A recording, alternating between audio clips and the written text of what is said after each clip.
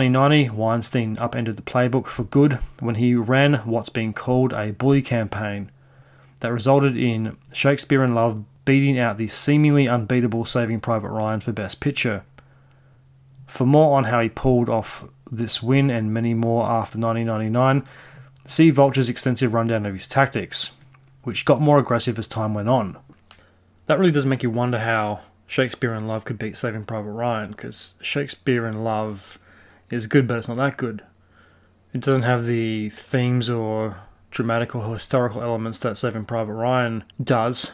Private Ryan is a hell of a lot better film, in my opinion.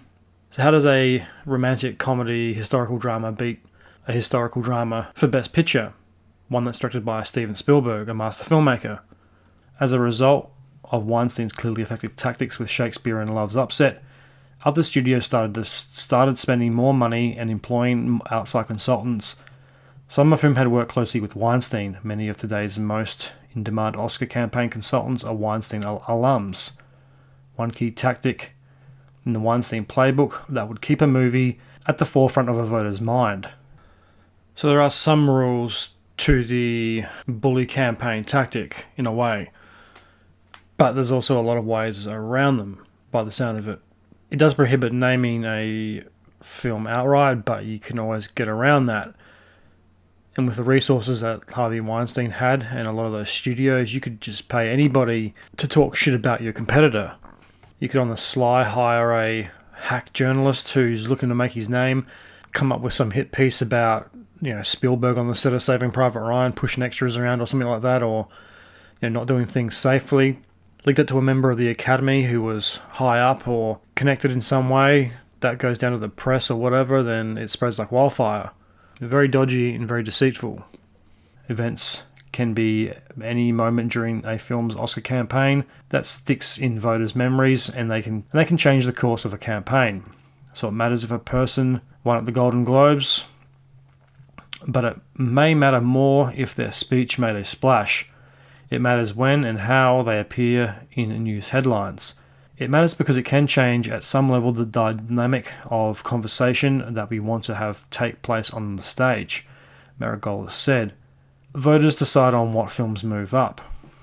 It also might explain why Harvey Weinstein produced so many Oscar bait movies. I mean, he obviously wanted to win as many Oscars as possible, and he had a certain tactic he used to try and get the job done. Because he had a lot of movies nominated in the 90s and the 2000s until it turned out that, guess what? He was a sex pest and complete pervert. Harvey just got caught. There's probably a lot of current producers that have gone underground or gone very quiet, were probably just as bad as he was. Harvey Weinstein is obviously the exception. I'm not surprised this stuff has come out about him. You just look at him and he looks like a dodgy piece of shit, and in light of what we know about Weinstein's playbook and the bullying campaigns, it's not that surprising. It would also explain why his ugly fucking head was always in the front row of the Oscars whenever they went to a close-up of the crowd. And so many actors and actresses thanked Harvey Weinstein like he was some sort of god in their acceptance speech. Yeah, you can only imagine what he was saying during these bully campaigns and how he came up with some of the lies. How did he spread them? Did he just ring up the tabloids or a newspaper or an industry journal and start sprouting off fucking outright lies about a competing film like Saving Private Ryan? Did he make up complete bullshit that was based on no facts or evidence at all? Also makes you wonder, how did he not get sued? Because if he was outrightly lying and slandering the competition, doesn't that literally just constitute as slander or tarnishing of one's name? It also shows the effectiveness of these quote-unquote bully campaigns Weinstein ran. Kind of makes you wonder why Hollywood doesn't have some type of failsafe for this. Why don't they have some type of anti-bully campaign squad that can counteract some of these claims? They might, they probably do, I don't really know. But it seems very dodgy, because if you are just slinging complete lies around and fictionalizing supposed things that happened on set, or you're trying to manipulate certain facts and twist them to your own advantage, it shouldn't be that hard to expose them as complete bullshit and complete lies. It's like if Harvey Weinstein's making up bullshit about Slumdog Millionaire, surely the producers of the film can come out, hit back and say, no, this is bullshit. This is complete lies grounded on nothing. The same way you would in any political campaign. And it's not exactly like it's a recognized campaign strategy. but it does happen, and it does make you wonder a bit why the Academy hasn't quite got on top of the bully campaign. And if they know what happens, why don't they do more to try and stop it? Because it doesn't seem like there is, well, to my knowledge anyway, it doesn't look like there are many fail-safes to counteract it.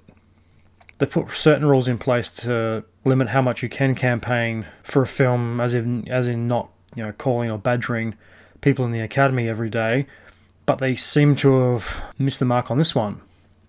What a sneaky fucking cunt Weinstein was.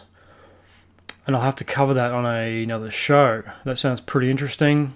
Might see if I can track down that article and do a deep dive into the playbook of Harvey Weinstein and just what some of the other dirty tricks he used to manipulate the Academy to his advantage. So it makes you wonder what the campaign trail was like pre-Weinstein era.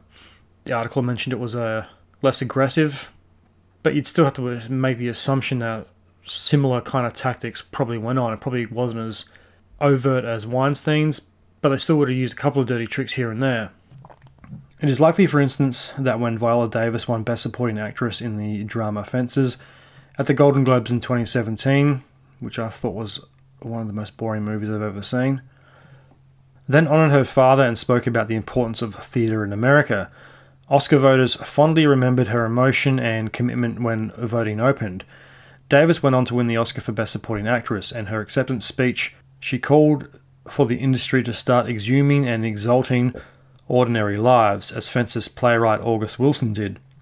Winning at the Globes prompted a memorable event, the speech, and that stuck in the mind of voters.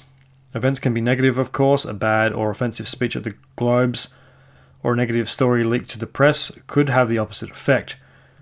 For a political analogue, think of FBI Director James Comey's announcement 11 days before the 2016 election that Hillary Clinton was still under investigation, or the Access Hollywood tape on Donald Trump. And following the recent controversy surrounding the tweets of erstwhile Oscar host Kevin Hart and Green Book co-writer Nick Vallelonga, it's somewhat inevitable studios will add Comey through past social media posts to their campaign handbooks in the future to stave off any bad events that could sink a film's chances. In the Weinstein playbook, the aim is to have good events, from pleasant interactions with and stories about filmmakers to having your stars testify before Congress or helping change old and unjust laws for your films. But the flip side is also important.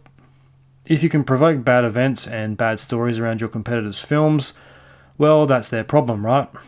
That's a drawback of the need to create a story around your film. If your film ends up tied to a bad story, it could be a big problem. If your film starts looking like it fits a bad archetype, a fate that Weinstein is suspected of bringing upon Slumdog Millionaire in 2009, by planting a story in the press that the filmmakers were exploiting their subject. Sneaky fucking prick. Or promotes bad values because someone suggests it's racially insensitive, for instance. Your chances may be sunk. Yeah, so you can sabotage your competitors by making up a fake news story, essentially, and leaking it to the press. Whether it's true or not, it's a different story, and that happens in politics and everyday life. People don't really care about facts. They only care about what they think they believe because the media tells them to.